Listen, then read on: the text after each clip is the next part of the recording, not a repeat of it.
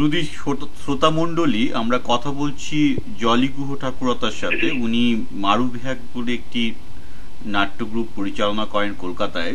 তো জলিদি, আপনি বলবেন কবে থেকে আপনি গ্রুপ থিয়েটার স্টার্ট করেছেন?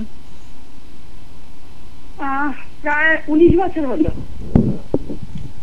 তা আপনার হঠাৎ এই এই গ্রুপ থিয়েটার চালানোর পেছনে আপনার ইন্সপিরেশন কি? গ্রুপ থিয়েটার অ্যাকচুয়ালি আমার বাড়ির পরিবেশটাই ছিল একটু খুব একটা কালচারাল দিকটা আর কি, নাটক, গান, আবৃত্তি এইসব নিয়ে আমাদের বাড়ির পরিবেশটাই ছোট থেকে এভাবে আমি এই পরিমণ্ডলে বড় হয়েছি। তো ছোটবেলায় আমার বাবা আমাকে খুব বিভিন্ন জায়গায় বাইরে থিয়েটার করাতে দিত, খুবই করতাম। তারপর একটা সময় একটু বড় হওয়ার পর যা হয় বাঙালি ফ্যামিলিতে, মধ্যবিত্ত ফ্যামিলিতে, আমাকে বন্ধ করে দেওয়া হলো। তো ইনফ্যাক্ট বন্ধ করে দেওয়ার পরে ভেতরে ভেতরে ক্ষোভ ছিল, হতে পারেনি। তারপর তো কিন্তু নাটক নিয়ে পড়াশোনা করতাম খুব, সে ব্যাপারে খুবই সাহায্য করতে বাড়িতে। তারপরে বিয়ের পরে ছেলে একটু বড় হওয়ার পর থেকে আমি শুরু করে দিলাম। আপনি তার মানে একটা বেশ বড় একটা বৃত্তের মধ্য দিয়ে গেছেন। তো আপনার কি মনে হচ্ছে যে এই মুহূর্তে কলকাতায় গ্রুপ থিয়েটারের ভবিষ্যৎ কি? একটু কোনো ভবিষ্যৎ আছে, না আপনি দেখতে পাচ্ছেন সবাই টেলিসিরিয়ালে চলে যাচ্ছে? হ্যাঁ, টেলিসিরিয়ালে তো যে চলে যাচ্ছে, মিন্স যেতে হচ্ছে, কারণ টেলিসিরিয়াল কিছু হলো পয়সা পায়, সেই জন্য যেতে হচ্ছে। বাট গ্রুপ থিয়েটার কোনো দিন বন্ধ হবে না, কোনো দিন না। কারণ কিছু শিক্ষিত মানুষ চিরকাল থাকবে পৃথিবীতে যারা গ্রুপ থিয়েটার ছাড়া বাজবেই না, গ্রুপ থিয়েটার থাকবে। তা আপনার কি মনে হচ্ছে যে সেই যে আপনি যে দর্শকদের কথা বলছেন তাদের ডেমোগ্রাফির মধ্যে কি নতুনরা আছে, নাকি এটা সবাই একটা ধরুন এই 50 থেকে 60 বছরের লোকেরা? আপনি এই গ্রুপ থিয়েটারের দর্শকদের মধ্যে কি নতুন দর্শক পাচ্ছেন, না সবটাই পুরনো দর্শক? না না না, পুরনো দর্শকরা তখন মানে না না, নতুন দর্শকই বেশি, নতুন দর্শক। এবং আর একটা মজার জিনিস কলকাতাতে, কেন আমি বলছি ইন্ডিয়াতেই হচ্ছে, যে অনেকগুলো ল্যাঙ্গুয়েজ একসাথে অ্যাকুমুলেট করে নাটকগুলো হচ্ছে, যার ফলে আমি দেখছি যে বিভিন্ন ভাষাভাষীর দর্শকরাও আসছেন। আর আমার আমার দলের কথা বলছি, আমার দলে প্রায় অ্যারাউন্ড 35 জন ছেলে মেয়ে, মানে বেশি ছেলে কম নয়। তার মধ্যে অনেক ছেলে মেয়েরা আছে যারা কলেজে পড়ছে, ফাইনাল ইয়ার দেবে, এরকম প্রচুর মানে মেম্বাররা রয়েছেন। সো দ্যাট গ্রুপ থিয়েটার প্রতি যে খালি বৃদ্ধরাই দেখেন তা কিন্তু নয়। না না, আমি সেটাই জিজ্ঞেস করছি যে নতুন দর্শক উঠে আসছে কিনা, কারণ এখন চারিদিকেই একটা বাংলা সংস্কৃতির সংকোচনের সময়। ইংরেজি এবং মাল্টিকালচারাল এবং টিভি মিডিয়ার দৌলতে আমাদের যে শাশ্বত সাংস্কৃতিক ধারাগুলো ছিল সেগুলো সবগুলোর উপরই তো এখন একটু চাপ আসছে। তো আমার সেই জন্যই প্রশ্নটা ছিল যে নতুন যে প্রজন্ম যারা সম্পূর্ণ টিভি থেকে বড় হয়েছে, হ্যাঁ, আমরা যেমন ছোটবেলায় বাড়িতে পাড়াতে খুব না হলেও বছরে কয়েকটা নাটক হতোই, তো একটা সবাই একটা ছোটবেলা থেকে বাঙালি মানে একটু কবিতা লেখা, একটু নাটক করার অভ্যাস সব বাঙালিরই থাকে। তো ব্যাপারটা হয়ে গেছে কি, পরিবর্তিত এই টিভি প্রজন্মের জন্য তো সেই যে নতুন প্রজন্ম তো সেই কালচারাল আউটলুকটা তো আর পায়নি। সুতরাং আমার চিন্তা হচ্ছে যে ধরুন যাদের বয়স এই 15 থেকে 25-এর মধ্যে, যারা একটা বলবো যে নতুন টিভি প্রজন্ম, তারা এই গ্রুপ থিয়েটারের নাটকটাকে কিভাবে দেখছে? খুব সত্যি কথা বলতে, ইংলিশ মিডিয়ামে পড়া খুব খুব ওপর লেভেলের, খুব আপার লেভেল সোসাইটির ছেলে মেয়েরা কিছু ইংরেজি নাটক করে কলেজ স্কুলে, হ্যাঁ, ওই কলেজ লেভেল বা স্কুল লেভেলে। এটা হচ্ছে আমি বলবো যে ওই স্কুল কলেজে থাকতে হলে যে আনন্দটুকু করবার জন্য। কিন্তু এমনি জেনারেল গ্রুপ থিয়েটারে কিন্তু এই ছেলেদের সংখ্যা দেখা যায় না প্রায়। ঠিক আছে, আচ্ছা কাবের, আমি কাজে প্রশ্ন করি যে মনে হয় একটু আমরা ডাইভার্ট করছি। আপনি বাংলার যারা যেসব নাট্য গ্রুপগুলো আছে, যেমন নান্দিকার বা এরা যে বিভিন্ন রকম সময় বিভিন্ন আন্দোলন শুরু করেছিলেন, তা আপনার কি মনে হয় যে আজকে বহুরূপী বা নান্দিকার কোথায় দাঁড়িয়ে আছে? সেরকম কিছু একটা কাজ কিন্তু এখন নান্দিকার বা এরা কিছু করছে বলে মনে হচ্ছে না। খুব একটা সাংঘাতিক কিছু জায়গায় তারা দাঁড়িয়ে নেই।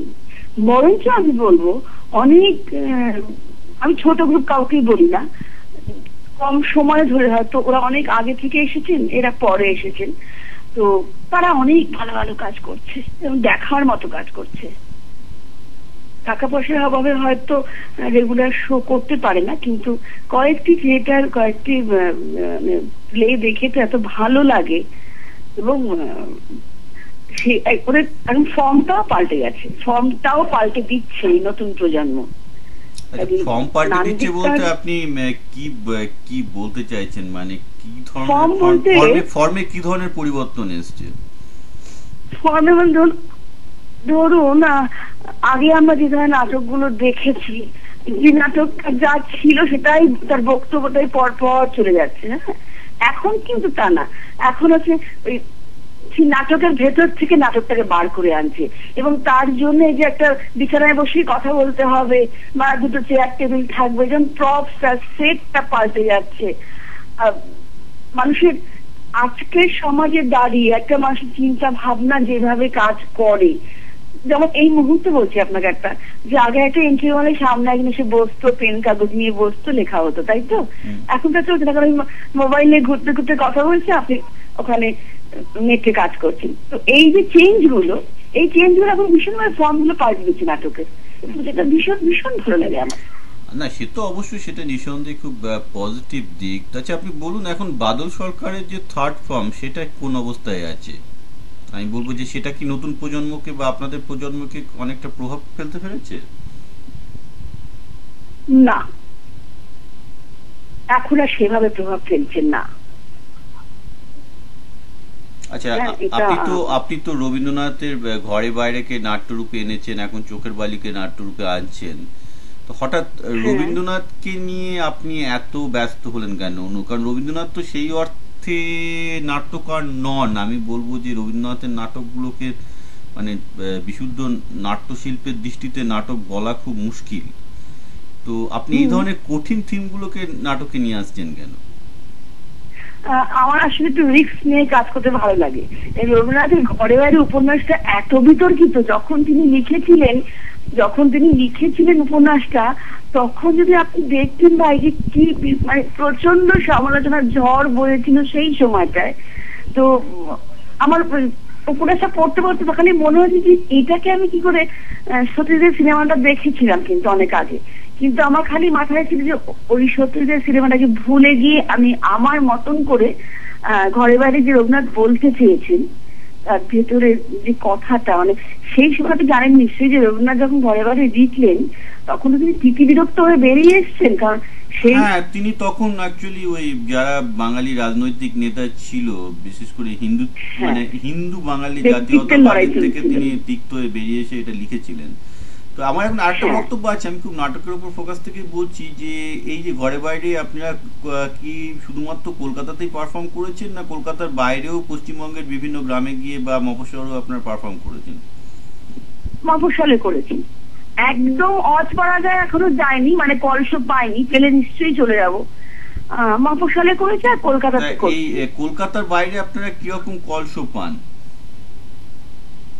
কলকাতার বাইরে বরং যে কলসটা পাওয়া যায়, তবে আমি এই ঘরে বাইরে এবার শুধু আমি ঘরে বাইরে বলছি না, আমি ইন জেনারেল বলছি যে কলকাতার নাটকের টিমগুলো কলকাতার বাইরে বিভিন্ন মফস্বল শহরে কিরকম কলস পাচ্ছে আজকাল? কলস কলকাতার বাইরেই মফস্বলেই পাওয়া যায়, বেশি করে পাচ্ছে গ্রুপগুলো, যাদের কন্ট্যাক্টটা বেশি আছে।